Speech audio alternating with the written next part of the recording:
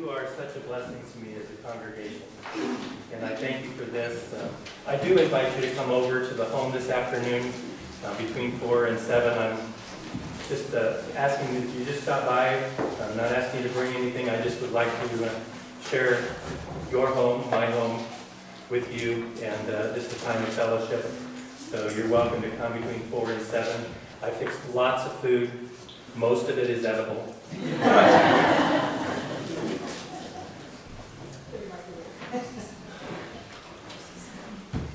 Well, this morning we're going to actually be talking about Twas the night before Jesus came.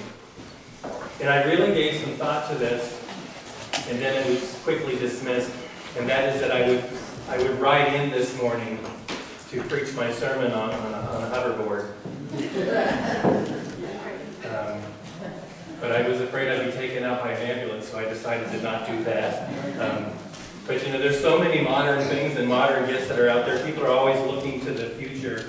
And you know, it wasn't so long ago back in the 80s in the Back to the Future series that they were talking about hoverboards, and then I believe it was 2015 that the hoverboards was one of the best-selling Christmas gifts that was out there. We always want to look forward to the future and think that things are going to get better. I don't know, those of us that are older, you probably were required or read in when you were in school, George Orwell's 1984 book. No? A few of you have, okay. He wrote back in 1949 about what he projected 1984 would look like. He said there would be telescreens everywhere, and of course the television screens, flat screens are actually everywhere. He talked about something that he called news speak, and I found that one very interesting. Today we label news speak as false news, fake news, right? But newspeak is something that he was projecting that the news agencies would learn that they could control society by the way that they project the news. And he said that in 1949. In 1949, that was a period of time where news was pretty accurate and factual. But looking forward, he was looking at this evolution of the news services. Of course, Back to the Future did have all kinds of fancy ideas about what the future was going to be like. Their predictions were that we would be driving flying cars by now. They said that there would be some kind of a rejuvenation of face mask that people could wear and it would make them look younger. If you're watching the commercials for Christmas gifts, they're advertising some of those things now. You know, you put like coal or something on your face, or avocado or whatever, and it's supposed to make you look more youthful and younger. That promise of these youthful self-lacing shoes is what they were predicting in that movie. Do you know that those are out now? Shoes that lace themselves? We're going to try to regenerate that. Hopefully it'll work. If it doesn't, it's going to be an interesting morning. Hand-free video games. And of course, kids are running all over the place with their little video games. Most of you have smartphones. If you're playing solitaire right now, I would appreciate you turning it off. Of course, James Bond technology was pretty cool. You know, his Aston Martin cars and the things that they would do. You remember the car that he had that would turn invisible because it would project a screen from whatever was behind it? That kind of technology is actually under development. Underwater cameras was something they said would come. Of course, his fancy wristwatches, and today we have the Apple smartwatch. So things have definitely come along. People look forward to the future and they kind of project what it's going to be like in the future so that we have something that is more of a convenience, something that is, more comfortable, simpler, make life easy. Don't we all want to make life? I don't know how we get any easier from where we are now. As people projected these future events, and now we have the microwave ovens and the convection cooking, and we have all these different things. Haven't you found that you actually have less time? What happened with all modern convenience is giving us so much time we would just be able to play all the time. Overall, as we look at the things that have happened, things really haven't changed all that much or as dramatically as we had hoped. By this time, people were projecting that the number one Christmas gift would be sending a loved one off into a vacation in space. It's around the corner, but it isn't here yet. I think by the time we got to 2018, I think we thought the world would be a little bit of a different place. I think we thought that things were turning to where things would get a little better. As you think back 10, 20 years ago and looking forward, there was a hope that maybe somebody would have developed a cure for cancer by now. We would have thought that somebody could have settled the Middle East crisis and that there'd be peace in that region. I think we had hoped that maybe racism would have been a thing of the past by this day and age. One of the things I've really thought about is I had thought that really starvation in the world would have been a thing of the past by now. With our technology, we're able to get around the world and take food wherever we want to take it. I really thought that we'd be able to conquer the starvation that's in the world. The problem is that we sometimes have leaders and dictators that confiscate the goods and don't let it get to the people that have need. Maybe you thought that by this time and age we could take some kind of pill and most sicknesses and disease and depression and life's problems would go away by simply taking a little bit of a pill. I think some of us are disappointed about where we are coming into 2018. We still find too much sickness, too much suffering on the screen. You see here this picture of a little boy that went to a Calabasas or Probass shop to see Santa Claus, to visit. And he walked up to Santa Claus and he said, "Santa, I have only one prayer, one request on my gift list this year. Will you save my daddy?" And Santa paused and prayed with the young man. There's just a lot of people in our world with prayers like that this morning. Here, in this room, and around the world. Will somebody just please fix things? Well, the first Christmas, that very first Christmas, was very much like this. On that night before the very first Christmas 2,000 years ago, people were very much saying prayers that were the same. Lord, please help us. We need a healer. We need a deliverer. Lord, please take care of the world. They were on their knees. They'd been hoping and praying for generations, really, for the Messiah to come. They had heard 300-some prophecies. They knew that he was supposed to be coming. They tried to keep their hope alive. They tried to remind themselves that someday the Messiah is going to be born. But on that night before Christmas, there were just a lot of people that were not prepared. And they were unaware of what was about to happen in their own very little town. I can't blame them because really, don't you think when the birth of Jesus would have been something much larger than what it was? It was very simple, wasn't it?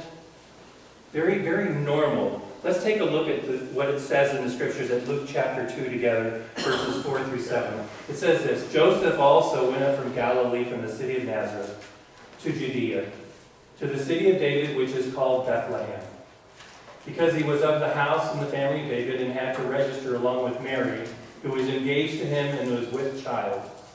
While they were there, the days were completed for her to give birth, and she gave birth to her firstborn son.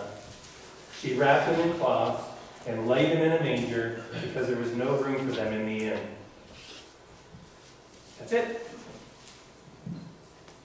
That's the announcement of the birth of the Son of God. God himself, Emmanuel, comes to dwell with man. And it's that simple. Amazing. They were unaware that he had come. They were unprepared for his arrival. They had been waiting. And they had been waiting for the world to change. They had been praying for things to become different. But when Jesus was born, nobody hardly seemed to even notice. So this is a very similar thing. This is where we find ourselves this morning. Today, we wait for Jesus to come again. It's unusual for me to maybe preach a sermon on Jesus coming again, but this is the heart of it. We're very much like the people in Bethlehem, waiting for the Messiah to come. If you study church history at all, you know that the early church waited for his birth, and experienced his birth, they got very excited, and then the very next thing is, when's he coming back? Because all through Jesus' life, he says, I'm going to come again. They were so anticipating that he was going to come again any moment in their own day. They watched him as he taught, as he fed the 5,000. They experienced his miracles. They watched him die on the cross. They had seen where his grave had been, and they saw the empty tomb. Some of them witnessed him rise up and be hidden from the clouds. And it was said that in the same way that I depart from you, I shall return. Those people waited with such anticipation. He's coming again. Thank you. That was great timing. He is coming again. Our Savior is coming back. In these modern days, as we celebrate the birth of Jesus, we celebrate differently. We are very excited to celebrate his birth, much like they did in the early days. We praise God that Emmanuel has come. The one thing we do differently, though, is we don't use this season to celebrate his return, his coming again. We're not as comfortable with the coming again as we are with the having come. The fact that Jesus came tells us that we have a God that loves us and that will do things for us. The fact that he's coming again says, we got to be ready for that one. And it's a very different situation that we find ourselves to be in. So the reality is that he has come, and he is coming again. Yeah, I think it's extremely appropriate that today and in this season that we remember not only that Jesus was born, but that Jesus is coming again. I'm going to ask you to do something that is going to be a new tradition as you go through celebrating Christmas. When you're putting up your tree or setting out the nativity or whatever you do to get ready for Christmas, put out the reminders that Jesus is coming again. Be thinking forward to his return. Do you realize that even most of the early Christian Christmas hymns were written in regard to his second coming, not so much his first coming? We sang this morning, Joy to the World. That song almost entirely is about his future coming. You don't find in that verse, that song talks of Mary or Joseph or the shepherds. It's all about the hope that Jesus brought. It's all about the fact that he's come. He's got to come again. He's got to finish what he started. So as we think about this and remember that Jesus has come, we must immediately go in our minds to the fact that he is coming again. His return ought to prepare us and create in us an anticipation for his return. So one thing we know about the first coming is that it came at an appointed time. In Galatians chapter 4 it says, when the fullness of time had come, God sent forth his Son, born of a woman. Jesus was born at just the right time, or in the fullness of time.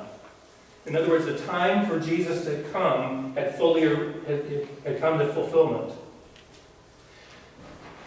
For the people waiting, it was long overdue. For the people waiting, they thought God was way past the scheduled amount of time. But as far as God is concerned, the day that Jesus was born was the day that was circled on his calendar before the beginning of time. He knew that day. He had planned for that day. You can be assured of this, that whatever was happening before the birth of Jesus, God was working in the world to prepare the world for that day. It was a crucial moment in earthly history. And the fact is when he comes again, there will be an appointed time. I want us to go back and look at history together just a moment to show you how God was working in preparation for his Son to come and to be born in Bethlehem. The moment I say we're going to look back at history, some of you are ready to, or I know you're going to doze off, and I remember history classes, and we're going to do it real quick. Okay? So just real quick. It was about 400 years ago, before Jesus was born, that the Persian Empire was expanding, and it was getting a little bit too close to Greece. So here you see Persia, and you see Greece on the screen here. During this period of time, around 400 BC, Persia began to grow, and we see that, see how it's starting to surround Greece? They're getting real uncomfortable with that situation. They're just not happy that this other country's surrounding them. Okay, so Philip of Macedonia united Greece and led them against the battle of the Persians. So in Greece, they're getting ready to fight this big battle, and Philip is the one that's going to do it. Well, Philip dies, and his son Alexander took over in 350 BC. We know that, you know of Alexander, you probably heard him through history as Alexander the Great. Alexander the Great conquered the entire known world in just 12 years. So here, when you see the big red spot there, that's what Alexander the Great accomplished in 12 years. He won that's the whole known world at that time. No one even knew anything existed beyond that. It is the first time since the Tower of Babel that the world was united by a single language. Alexander the Great made a determination that everybody in the Greek kingdom would speak one language, Greek. At the time when he conquered, I'm sorry, go back one slide, please. All of the world was speaking all these languages. They were speaking Persian and Latin, Egyptian, Syrian, Hebrew, and then by his decree, everybody starts to speak one language, Greek. This is really important. God is setting the stage for Jesus to be born. And in the midst of all of the division and all the darkness that's in the world, he's united the world in one kingdom, the Greek kingdom. And all the people are united under one language. Not that they gave up their former languages, but everybody spoke a little bit of Greek at this time. Another piece that happened here is that the Old Testament scriptures that were written originally in Hebrew, he determined should be translated into the Greek language. So now you've got everybody in the world speaking one language, and all of the scriptures prophesying that the Messiah is going to come is now available to be read by everyone in a known language. God is working to prepare for his Son to be born. In 63 BC, the Romans conquered the Greeks. They decided it's time for us to rule the world, and they took over that responsibility. At that time, the Roman Empire was Julius Caesar. There was a civil war in Rome, and Caesar was assassinated in 25 BC. His follow-up emperor was Caesar Augustus. You know him from Luke chapter 2. Caesar Augustus, you know, the one that said everyone must go to their own hometown to register. Under Caesar Augustus, a peace came to the world that would last for 2 centuries. A very unusual time in human history. A peaceful circumstance in the whole known world. Why? Because there was only really one ruling force, the Roman government. This period of time in Rome was a special time. It was known as the Pax Romana, the time of peace, the Roman peace. All of these things that I'm talking about happened just prior to and going into the time when Jesus was born.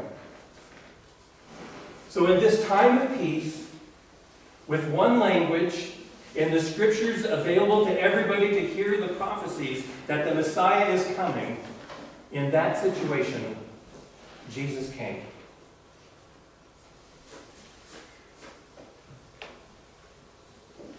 Because of the control of Rome, travel became something that was brand new. They actually started to make roads. In fact, there was a saying back in those days, all roads lead to Rome. I was shocked as I did my study. They actually invented some kind of a state patrol situation where they were governing the roads. I don't know, maybe you trotted too fast with your road reader mule. I don't know how that works. Driving under the influence. With a mule, how would you know when the mule's going back and forth anyway? How do you know which one's under the influence and which is not? I don't know. But they actually had some kind of state patrol during this period of time. So here's the point of all this. At just the right time, Jesus came.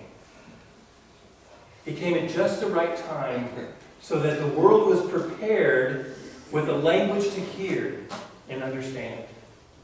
So that the world was an environment where the message could go out freely and easily, so that the church could be established quickly. And it was. It was exactly the right time for Jesus. Well, the Bible speaks about another appointed time. And that is in regard to the second coming of Jesus. In Mark chapter 13, Jesus is talking to his followers about his return, and he says this, "But of that day or hour no one knows. Not even the angels in heaven nor the Son, but the Father alone. Take heed to keep on alert, for you do not know when the appointed time will come." You know, for that early group of people living in Bethlehem, they didn't know the moment was going to happen. Although it was predicted about, giving them all kinds of signs and images about what should have happened. Jesus says to us that no man knows the time or the hour. But I assure you this, that day is on the calendar of God, and it's certain. He knows when it's coming. He has it planned. So Jesus says there is going to be an appointed time. A time for me to come, a time for me to return. How do we know? What are the signs? Well, we don't know. The scripture says that. But there's one indicator that I want to share with you. It comes from Matthew 24, verse 14.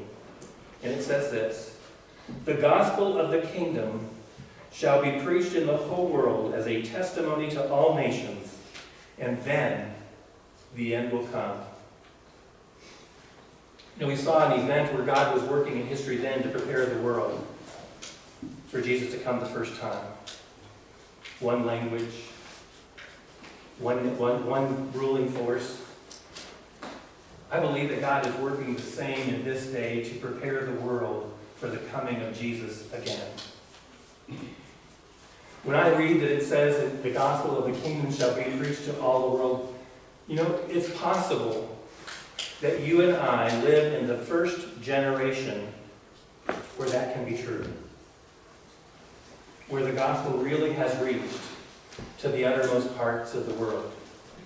When you think about the number of translations that have gone out and are being produced on a regular basis so that people in all tribes and nations can understand and learn of the message of Jesus Christ in their own language. When you think of the fact that we have the internet and the resources of computers now that are out there being able to, and people can reach the truth through that means. Things are happening very quickly in our day. Technology is changing many things, and our generation will likely be able to witness and see that the gospel will be preached to every tribe and nation. Jesus came. He is going to come again.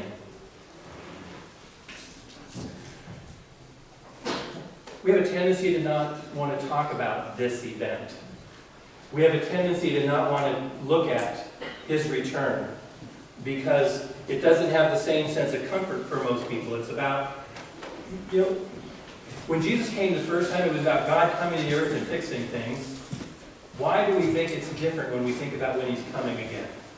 Somehow we just get wrapped up in his second coming is all about judgment. It's all about not getting in, or not being good, not being faithful, not being whatever. And it frightens us. So we don't really want to talk about that coming. I hope this morning that I can encourage you to look forward to his coming again. I'm going to ask you in this season of Christmas, in the days between now and Christmas, just 2 days away, that you would start to pray, God, open my heart.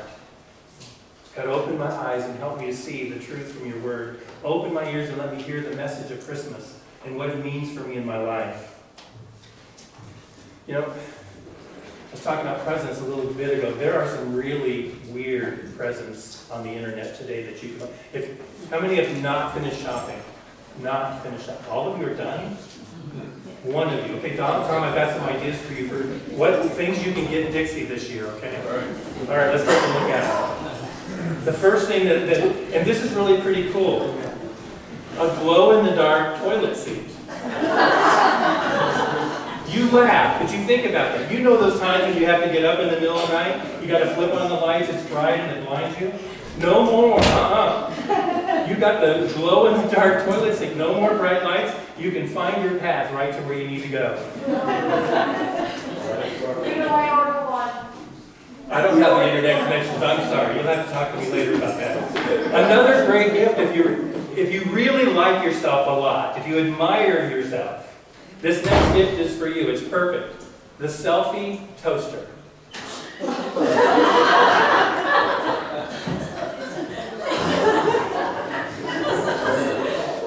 And you know when you're sitting at your desk and you just want to block everybody else out, right? Your boss comes in and wants to say that you want to block it all out. You just want your own time, your own space. This next gift is perfect for you. It's called the ostrich pillow. It's perfect for traveling on planes. It's perfect for just, locking the family out if you need a moment of quiet at home. It's just all out there and all gone. It's this last gift that gives me an idea about where we are kind of with Jesus' second coming. Sometimes we want an ostrich pillow and just to not have to think about things coming to an end on this earth. Sometimes we just want to block those pieces of our lives out. In the world especially, they want to be as blind and ignorant to it as they possibly can because it confronts them with the truth.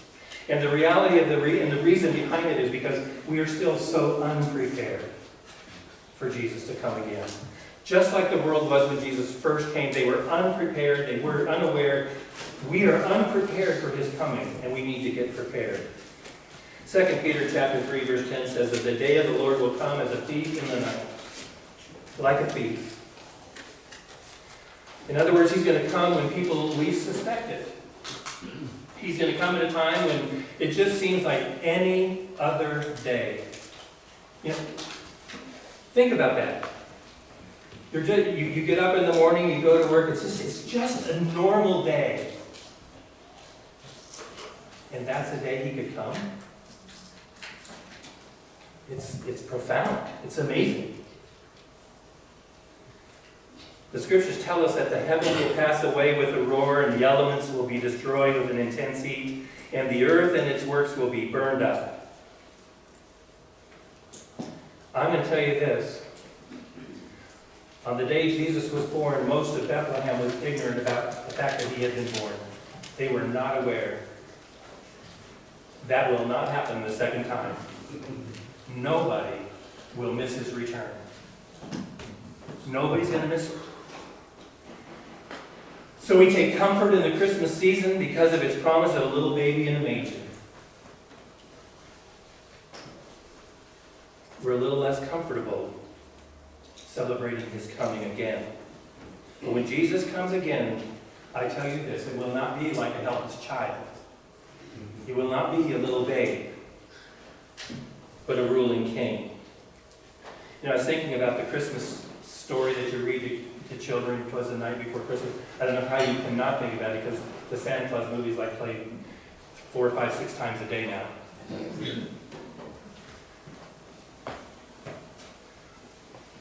And as I was reading that story, I was thinking there are some similarities to that story. Twas the night before Christmas. You're familiar with the story, I'm sure. All All through the house, not a creature was stirring, not even a... I was thinking about how simple that story is, and how everybody's just at calm and at peace and sleeping through it, until all of a sudden I heard such a clatter. I got up to see what was the matter. Luke chapter 12, verse 40 says, "You too be ready, for the Son of Man is coming in an hour that you do not expect." Again, just imagine for a moment. It's late in the evening. You're at home, putting on your comfortable clothes or getting ready for bed. Maybe you've got the TV on, but you're not really paying attention because you're thinking about the things that didn't get done today that you have to get done tomorrow. And suddenly hear a clatter from outside. A noise you have never heard before. You think about it, that sounds like trumpets outside. And so you step to the door and you walk outside to see who is playing a trumpet outside your door. And as you go out, you see that cars along the road have stopped and all the people are getting out of the cars. Neighbors are coming out of their doors because they hear the same thing that you hear. They hear the blast of a trumpet. And everybody's attention is looking to the sky. Though it's late in the evening, there's a blinding bright light up in the sky. And as you look at that bright light in the sky and try to get your eyes to adjust, you suddenly realize that the sky is absolutely filling with angels. Just as suddenly as that blast of the trumpet had started, it stops and it's quiet. And then the sky and the heavens, they just simply open up. Everybody's watching. Everybody is silent to say, wait and see what's happening next.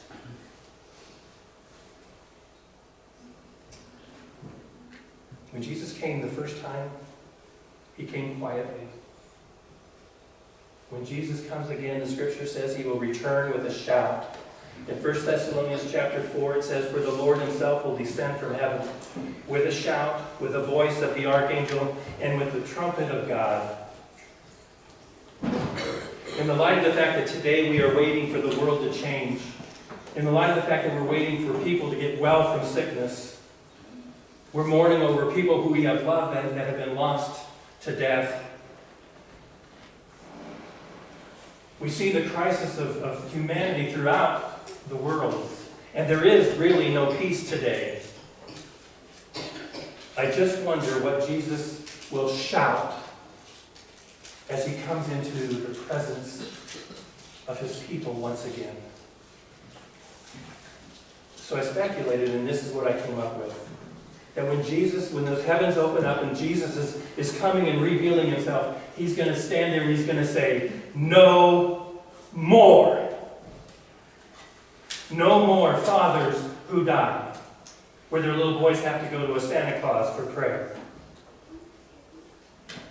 No more cancer to riddle the bodies that you have. No more Parkinson's disease. No more heart disease. No more loneliness. No more divorce. No more rejection. No more depression. No casts or crutches. No wheelchairs. No more school shootings. No more anxiety medications. No chemotherapy or radiation. No more terrorist attacks. No more middle of the night phone calls from family that you're not prepared to take. No more crosses along the roadside where people were lost.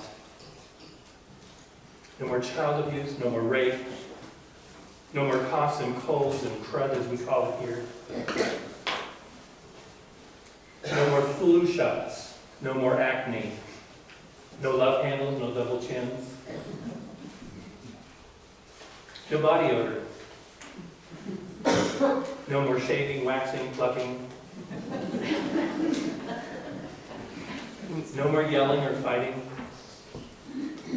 No more traffic or road rage. No more addictions or drama or hormones or crash diets. No more spankings. No more gossip. No stubbed toes, no embarrassing moments. No more needles or taxes. No more bills. No more mechanics or dentists or politicians or elections. No more funeral homes. No orphanages. No nursing homes. No hospitals, no courtrooms. No more tiny caskets. I just wonder, when Jesus comes and he sees the world in which we live, he just doesn't come and cry out, "No more to any of this. For I have made all things new. I have gone to prepare a place for you where there is no sickness or dying. I have gone to prepare a place for you there is no tears of sorrow."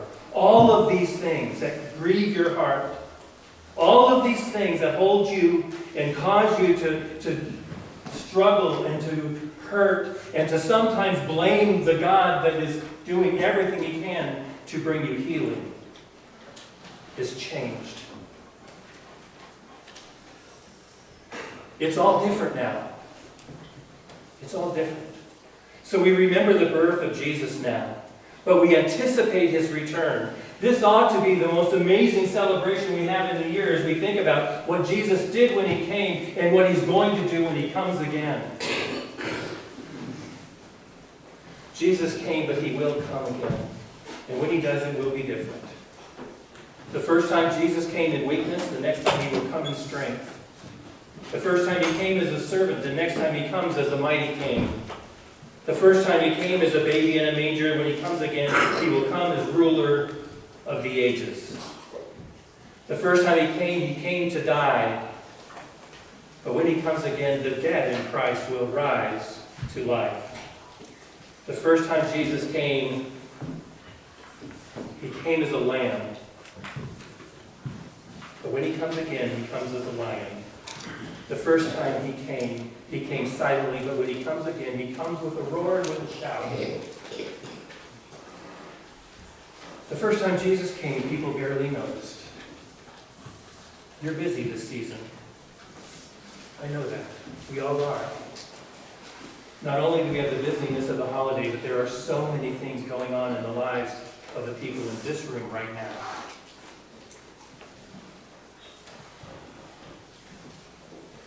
Please notice.